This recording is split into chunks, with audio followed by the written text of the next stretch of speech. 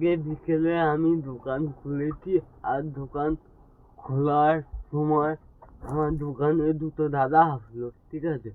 তো দাদারা হঠাৎই এসছে, দাদারা এসছে বর্ধমান থেকে। বর্ধমান তো অনেকটাই দূরে, তোমরা অনেকেই চেনো আমাদের বর্ধমান। আর অত দূর থেকে এসছে, যাই হোক আমার খুব ভালো লাগলো ও এসছে। আর খালি এসছে যে তা না, আমার জন্য একটা গিফট এনেছে, যেটা পার্সোনালি আমার খুব পছন্দের, মানে আমার খুব ভালো লেগেছে। সেটা তোমাদের দেখাচ্ছি, দাঁড়াও। না এই যে দাদারা এই কেকটা আমার জন্য এনেছে, আমারই আঁকা। তোমরা বলো কেমন হয়েছে, দেখা যাচ্ছে? হ্যাঁ, দারুণ লাগছে, আমার তো খুব ভালো লেগেছে।